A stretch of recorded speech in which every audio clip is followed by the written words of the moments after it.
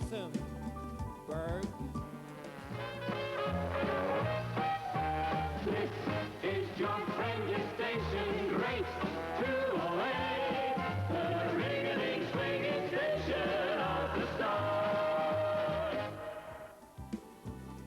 In the days before rock and roll,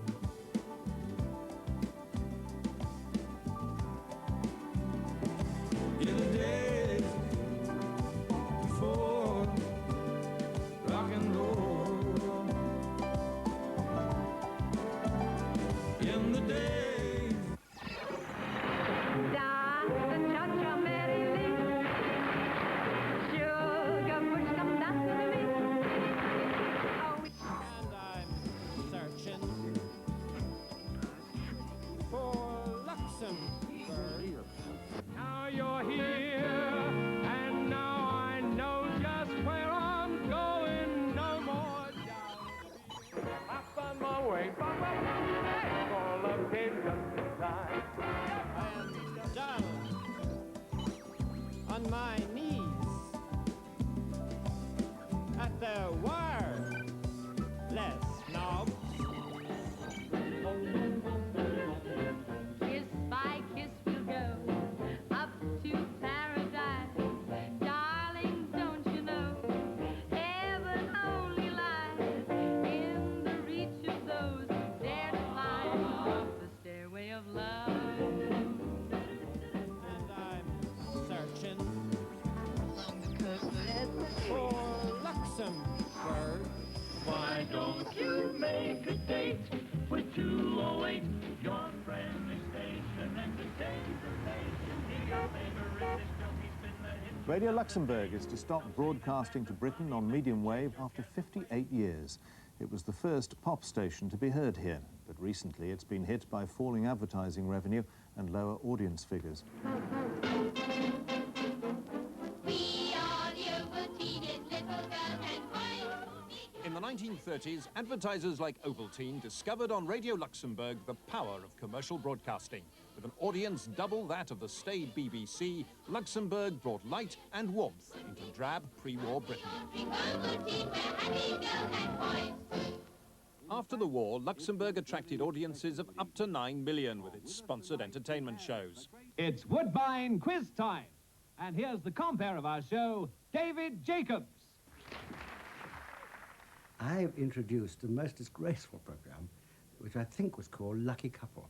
We married them round the corner in the registry office and rushed them to the studio, put them on the stage with lots of people, guests of their own invitation, sitting in the audience, and we totally embarrassed them by asking them all sorts of ridiculous questions about themselves. And it was probably in the time when couples hadn't actually been to bed together before they got married. So it was a bit cheeky.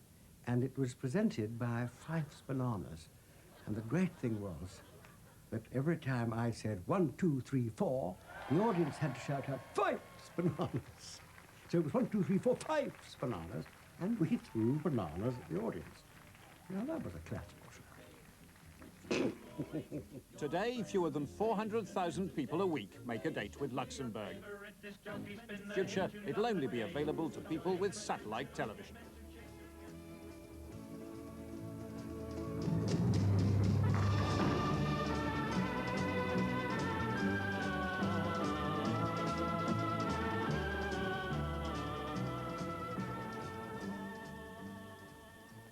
Our last report tonight comes from, I will endeavour to find it, it comes from this proud and independent little country.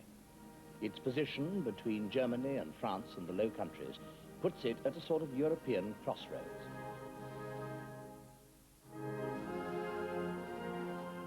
When I was a kid at school, I did not have any idea that Luxembourg was a little country. It wasn't until much, much later. Much later. I mean, I think I'd probably already started making records when I suddenly realized that Luxembourg is not just a radio station. It's not just like tuning into the local station. It's a place. I didn't realize it was a place as such.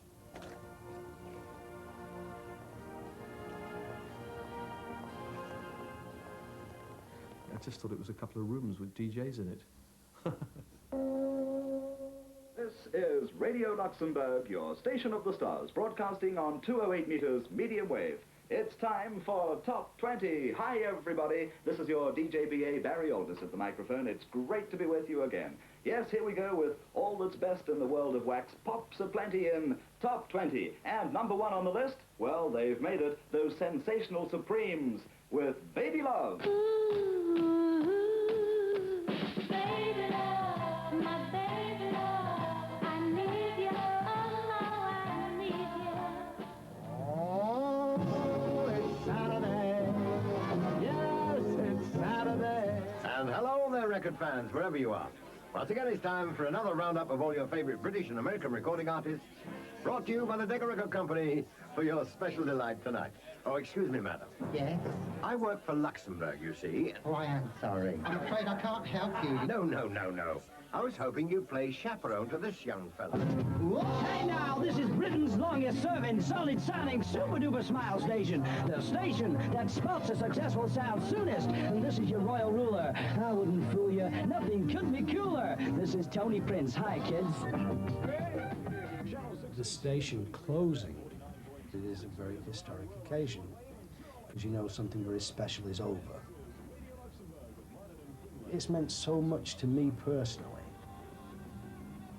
but it started long before I worked for it. I mean, it was what we used to listen to at night when you were a kid. The family would gather round the mains receiver and Dad would try and get rid of that. Damn, we are the Oval Genius. And we'd put up with all that noisy static because there was nowhere else to go for your musical entertainment in those days. So I remember very distinctly a big coal fire in, you know, a Northern England home, and Sunday night listening to the chart show, the Top 20, and, you know, Jimmy Sabaltine and 20 Disc Club, Sam Costa, people, DCCA, Decca, and those awful programs where they only played a minute of each record. I mean, little did we know that was a commercial reason, rather than jamming as many pieces of music into an hour as possible. It was because the record company paid for the hour and they wanted to plug all the records they could, you know. We didn't realize that in those days. In fact, I think Luxembourg was taking legal payola long before there was any scandal or even the word payola meant anything. You know, they were actually taking money for playing records. And there was nothing wrong with it in those days, or it didn't seem so.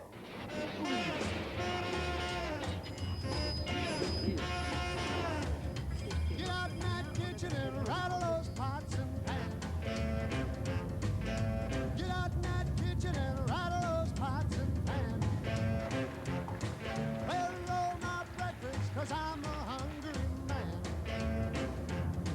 I said shake, rattle and roll. I said shake, rattle and roll. I said shake, rattle and roll. I said shake, rattle and roll. Well, you never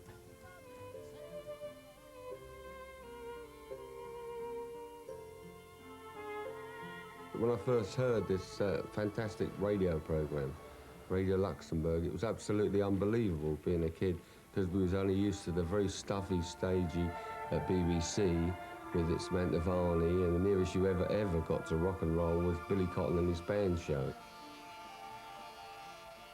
It was absolutely the music for the teenagers, and the kids would say Fabulous Radio Luxembourg. That's what it was abbreviated to FAB. But the beat boom wouldn't have happened without the help of Luxembourg.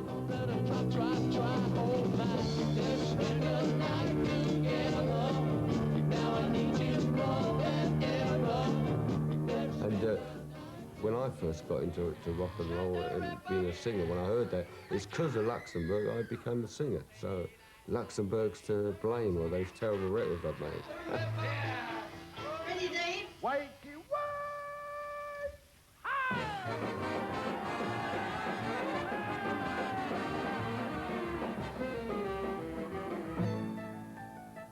This is LBC. And a very good afternoon to you. Welcome to the Pete Murray Show in this first hour. It's Petline. You know my dog, Peppy, so Yes. do you think I ought to get a coat for him? I think if he looks as though he's shivering or showing signs of the cold, it's something to consider Yes. as they get older. It's the same with our geriatrics. Yes, I know. Well, don't look at me like that. Jessica, thank you for your call, and I sincerely hope something... The magic of Luxembourg was that it was illegal, and people thought they'd been very naughty. A number of people I've heard, I mean, Tony Blackburn used to listen to me at school. Horrific thought. I even supposedly inspired him into his broadcasting career, which again is a pretty horrific thought. Yes, he used to listen to me at school under the bedclothes. That's another horrific thought. My real love affair with Luxembourg began when my father, who was working part of the time in the Far East, came back from Japan in 1961. It was the week that Surrender was top of the charts, I remember. And he brought back 2 little transistor radios for my brother and me. And these were perfect for listening to under the bedclothes, because radios, of course, were banned, and everybody else, including us, had been smuggling in these enormous radios into the dorm, which were always being nabbed. But these little radios were terrific, and you had a little earphone. And it picked up Luxembourg extraordinarily well. And it was just terrific hearing all these pop records that you didn't really hear on the BBC. And if you were at boarding school, it was even harder to hear them, because when the BBC did play them, you were usually in chapel or playing football or something. So Luxembourg was an absolute lifeline. It educated me in the wonderful world of pop. So I had a deal that I struck with prefects in boarding schools that for the period of the Teen and 20 Disc Club, there was an amnesty where you could listen to the programme providing you had your tranny under the bedclothes and didn't disturb anybody else. So I then formed what I called the Under the Bedclothes Club. And my mother, God rest her soul, the Duchess, was mortified one time when an exceptionally dolly young lady rushed up to her and said, "Oh, Mrs. Saville, I'm in bed with Jimmy every Wednesday night, you know." And the Duchess went, "What's..."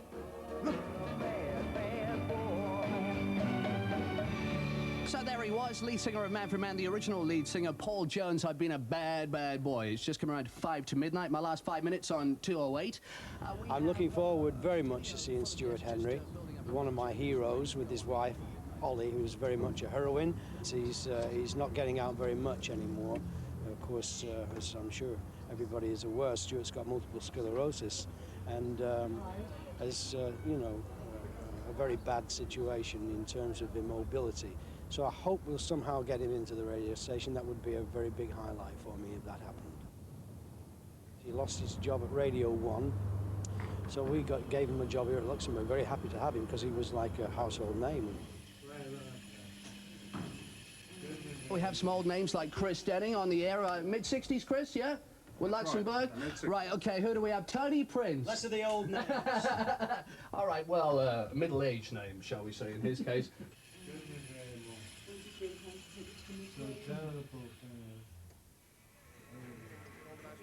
This as quickly as we can, everybody, please, because we've got something going on here that I really wouldn't like to get interrupted. So as quickly as you can. Hello there, is this Andy Reynolds? Jeff Brown at Radio Luxembourg. Good to see you. Hello, Tony, how are you? I didn't come to see you today. So, we're marking the end of 208, 1440, but we're looking ahead to the future on the Astra satellite. In stereo. Already millions have made the switch to our 24-hour digital stereo broadcasts. When people began calling me long, long ago now, the first disc jockey on Luxembourg, I didn't know what they were talking about to begin with. And then when I heard a disc jockey or two, I realized that what they did usually was to link 2 sides of a gramophone record or 2 different records with a whole lot of inconsequential chat, which might be quite amusing, but didn't mean anything. The national program from London. We begin this evening with a concert. Well, I don't think Radio Luxembourg would have got anywhere had it not been for the BBC's policy. Really, BBC scored a marvellous own goal by allowing Radio Luxembourg into the British broadcasting field. And it did that because of its Sunday programme policy, which had been Reith's policy right from the beginning. The heavens declare the glory of God, and the firmament showeth his handiwork. In 1927, Lord Reith became the Director General of the new British Broadcasting Corporation. He was, of course, the son of a very austere Presbyterian minister, and this was reflected in the programme policy of the BBC. That is a policy of treating Sunday as a different day from all the others.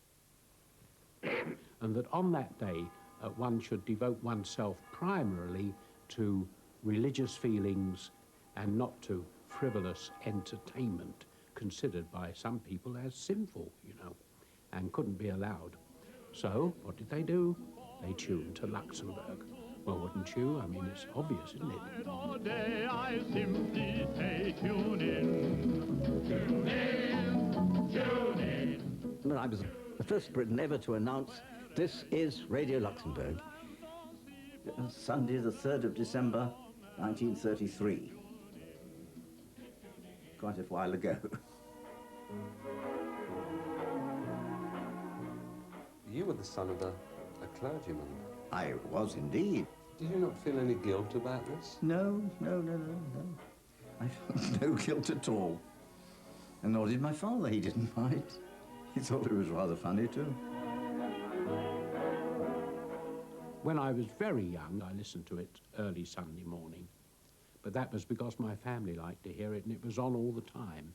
And one thing they didn't want to do was go over to the BBC for what they used to say, all those church service and piss-pot music. They meant chamber music.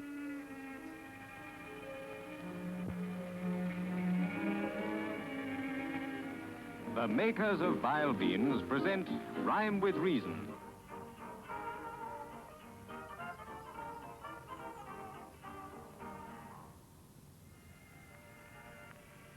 Hello, everyone. With the playing of the song ethereal, the voice of Philco, the world's largest maker of radio receivers, greets you once again. Across the ether, we send greetings, good wishes, and a little music to cheer you on your way. Because one of the main problems with Luxembourg was the fading. Because no commercial station was allowed to be set up anywhere near England, it had to be in the Duchy of Luxembourg. A hell of a distance.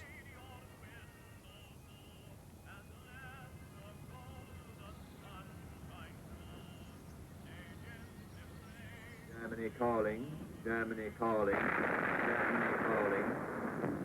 Here are the Reichsender Amboy, Station Bremen and Station... The British Ministry of Misinformation has been conducting a systematic campaign of frightening British women and girls about the danger of being injured by splinters from German bombs.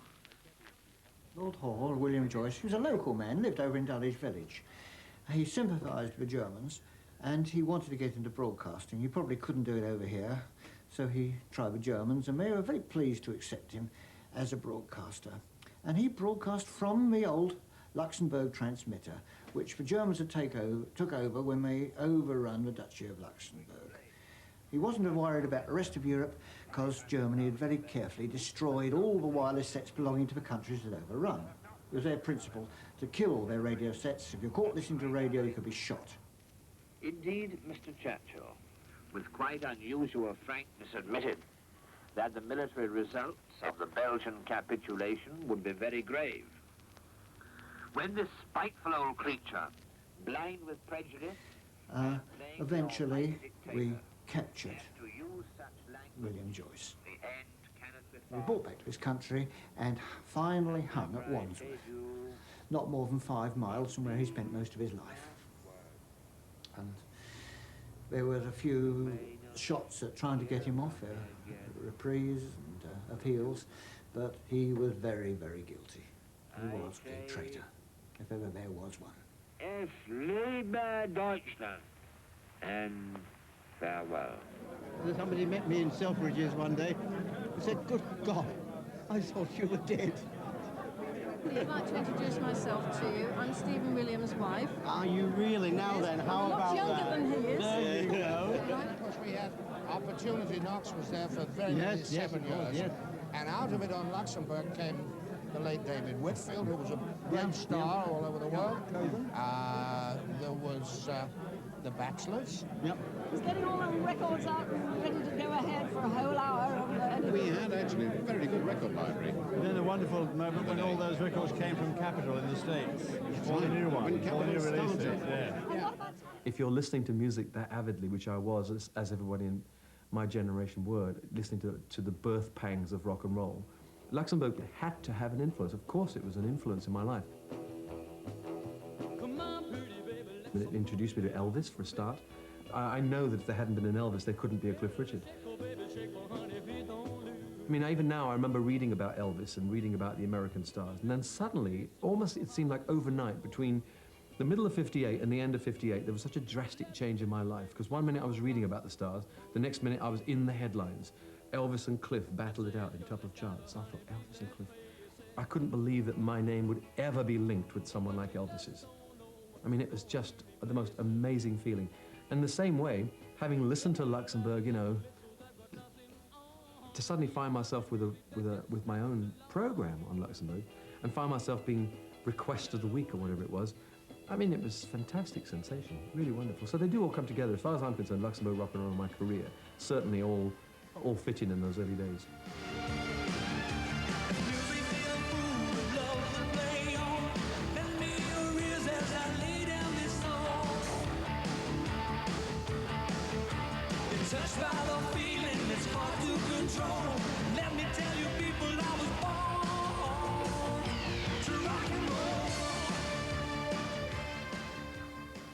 I was the first girl disc jockey, and it absolutely went to my head.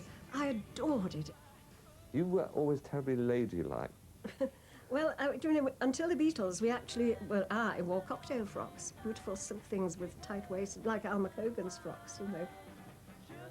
But I had to do all my programs in England, so these programs were recorded and flown out. People thought you were in Luxembourg, didn't they? I think they did. It was a big bluff, really. Sometimes I do much more work than Paul, but we won't mention that, will we? And on other occasions, I write 5 songs in a row. We did not know at EMI whether the Beatles were good, bad, or indifferent. It was such an extraordinary sound. It was quite unlike anything we'd ever heard. And they all arrived to be interviewed in this show with the audience. They all had terrible bad colds, and they couldn't do this sound a single M or N. They were in a terrible state, and I had to interview John. And he was wobbling like a jelly. And I developed, not through John, but through all the people who were afraid, all the newcomers, the strongest left arm in the business, because I used to grab them in a vice-like grip with my left arm and stick the microphone under their noses. Otherwise, they would back away, and we'd be up at the back of the stage with the scenery falling down. But John did go out to have a drink with Johnny Gustafson later, and Johnny told me that John Lennon had wobbled out, shaking from the heart out, and he said, "I've had the most terrible experience. This bleeding bird had to hold me up." And that was me. Of course, he got so blasé in the end. He was holding me up.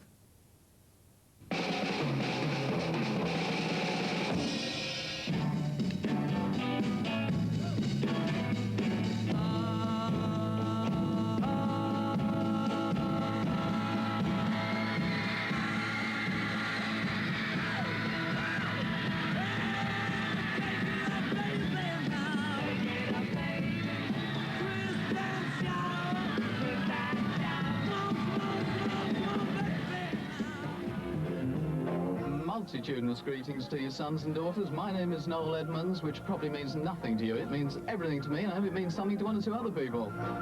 All my feelings about Luxembourg are total gratitude and warmth for what it did for me. It was my university, and it set me up to learn an enormous amount about broadcasting and communication in a very short period of time. They pay you well?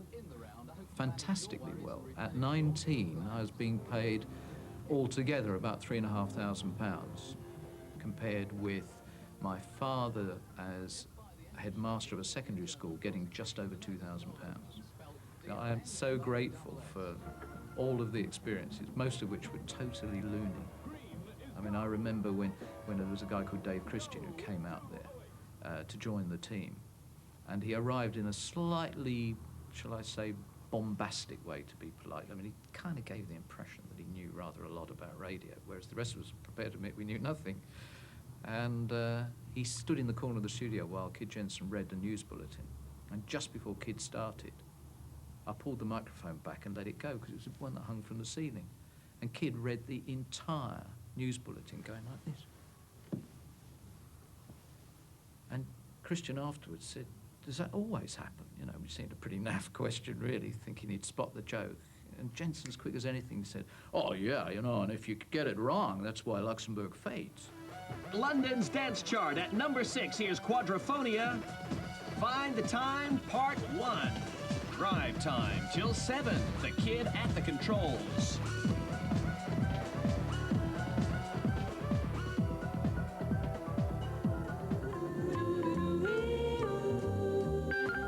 All the colors of the rainbow. Remember those jingles? Oh, the colourful. Red is for stop. That's at 2:08 on the dial. Colourful Radio Luxembourg. Because we were there during the Station of the Stars era. Do you remember that? Station of the Stars, ring-a-ding, that's swinging right. Station of the Stars. Yeah, did you ever, you know, people offering you stuff for playing certain records? Not really. I mean, I think that Luxembourg as a station used to get offered a great deal.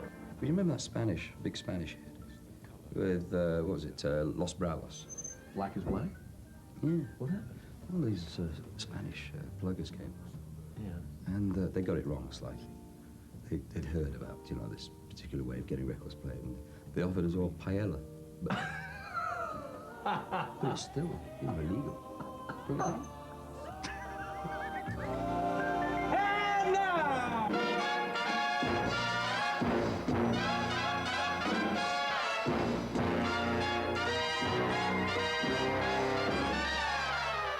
Yes, it's 7 minutes past 1 o'clock, and hello, welcome to the Capitol Classic Top 20, when we take you back today 29 years to the 18th of December, 1962, to a chart that had 7 going up, 8 going down, 3 new entries, and 2 that hadn't moved at all. No one can make my sunshine smile. On its way down from 12 to 20 went the Everly Brothers, No One Can Make My Sunshine Smile. She goes out 7 nights a week. We are off and running. It's more competitive now because there are more radio stations on the air, you know. But I'm happy to say us old guys are holding our own. Up from 18 to number 5 went The Biggest Climber, on its way to number 1, where it stayed for 3 weeks. Cliff Richard. No doubt he did it in Panto in 1962, The Next Time. They say I'll love again someday, true. Principal boy again, Cliff. Yep. When I'm still so very much in love with you. Cliff and hit sound number 5, The Next Time. One of his many number ones, and of course he had a number 1 hit with the Eurovision Song Contest. Not a winner, though. It was actually, I met him actually when he sang the song for Great Britain. I was actually working for another radio station, the name of which, of course, I can't obviously mention here on Capital Gold, but suffice to say that it was based in Luxembourg. Anyway, he came out and he sang this song, Congratulations, and he came second, as I seem to recall. I went up and I congratulated him on coming second, because if I'd have come second in anything, I would have been really over the moon, but he was really quite put out. So I'm sorry, Cliff, if you're listening today. All these years on, I apologize. Digital satellite stereo, Radio Luxembourg. There will be people for decades onwards saying, Luxembourg, is it not going? Is it closed down? And they'll feel a bit as if they've let their subscription to a club fail, and then they're disappointed when they're not allowed in. I mean, for me, Luxembourg was just so precious in my life, but I don't think I could ever argue for it to continue, because clearly time's passed it by. Hey, hi, how you doing? Jeff Graham here in the hot seat for the next 3 hours, the final programme on... It's not supposed to have gone. No, that's the thing, you know, it's... Oh, I think without any shadow of a doubt, it's gone, hasn't it?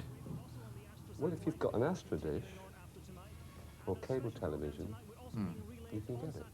Yes, but if I believe the industry papers, it had got to the stage it would have been easier for the DJs to do house calls to play the records rather than trouble a transmitter. So isn't it better just to accept that it belonged to a different era? When I wake up in the morning light, very, very clear about that really. The emphasis of it. This is Radio City on 197 meters medium wave. This is the station that was created by Screaming Lord Sutch. It's time now to introduce our record of the week, which is the Fabulous Fortune singing Look Homeward, Angel.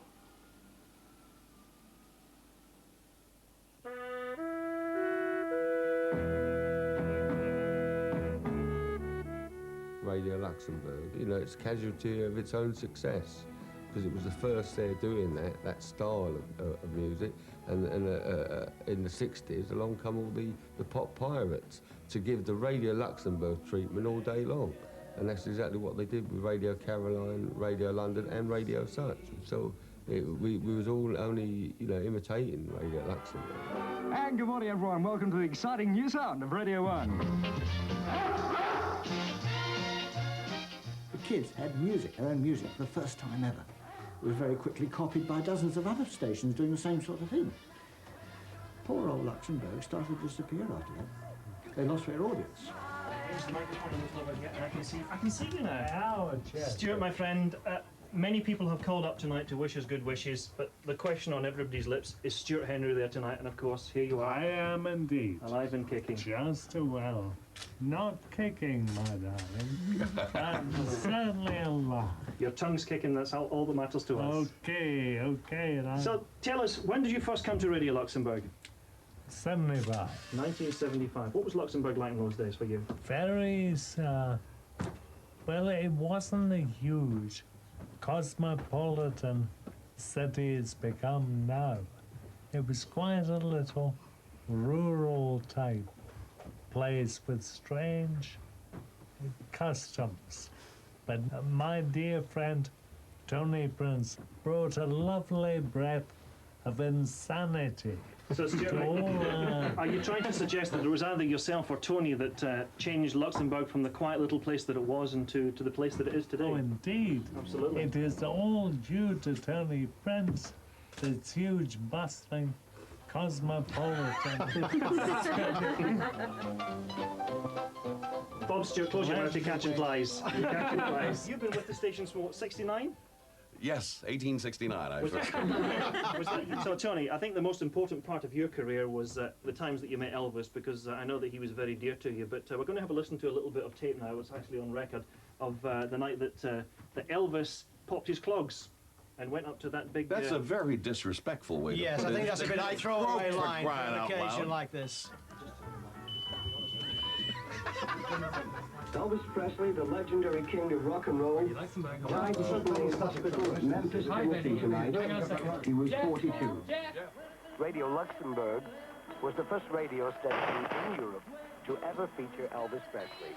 Here is the message which Elvis gave for his fans across the Atlantic. I just found that I really love the devotion, and that we gotta come see him. We got to. I've been saying it for years, but we will. That promise has not been able to have been fulfilled, but that was probably no fault of Elvis. And can I, Tony Prince, say, on behalf of a radio station who has lived on him as much as he has lived on us, say, God bless Elvis Presley. Well, they've been so long on the street. But your last word on 208, no. Good night. Stephen Williams. As the station goes aloft, I think we should wish it luck, good luck, and as long a happy existence as it had down here on Earth. So goodbye, good luck, and good listening to Radio Luxembourg.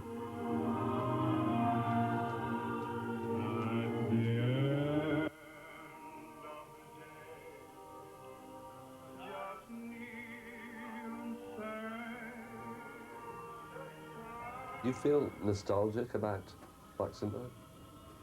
No, because in the old days, 208 was all everybody ever had. But today, you've got such a wide choice of radio stations, types of radio stations, that I think, like the Indians in the Wild West would say, the time had come. I tried to be good, for I know that I should. Oh dear, they seem to be playing the wrong tune. The tune we used to have was Al Bowley singing It's Time to Say Goodnight. It was true, it was Henry Hall's waltz, but it was played in our day by Ray Noble and his orchestra. Well, it's rather a pity, but never mind, it's a good tune all the same.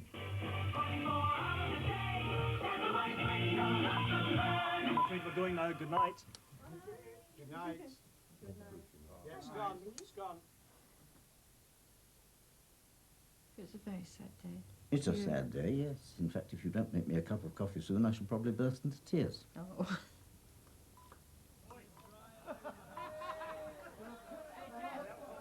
Do you think you're being a bit soppy?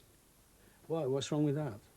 Is there something wrong with being soppy? Do we all have to be hard-faced about life? This was my life. This is... Eamon Andrews ain't here anymore. This was my life. This was the best... I gave this woman the best years of my life. This lady Luxembourg. The old studio isn't there as we knew it, you know. And the party's over.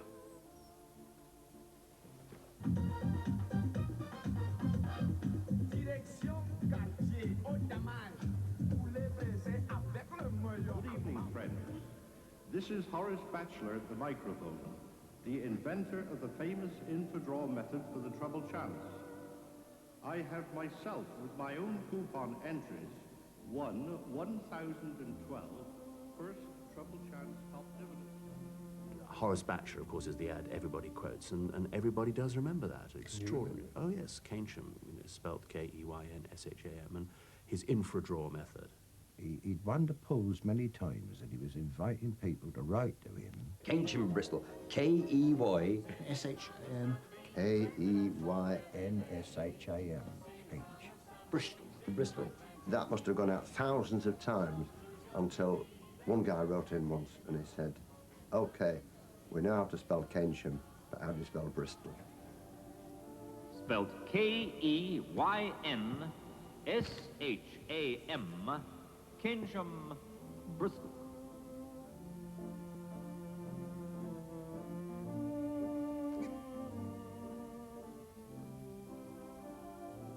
How come you do all the talking in the show? How come you always get to read things out? You always read the commercials, you read the letters, all right, you read the mail thing, you read everything. How come I can't read anything? You're supposed to have the flu. Read that letter out like I just read it out. Hi, man, thanks for the plug. It was a gas. They just heard that. We're going to think of a great competition for next Friday's show, and you can win some albums. Stay in, stay on.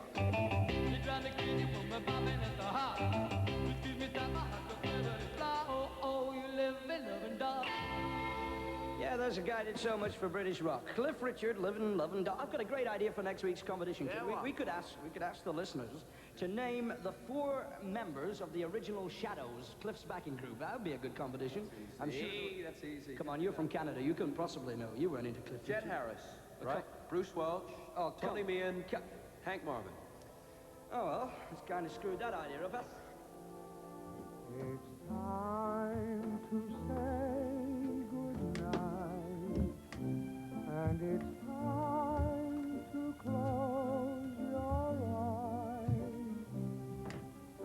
Let's put out the light till the dawn.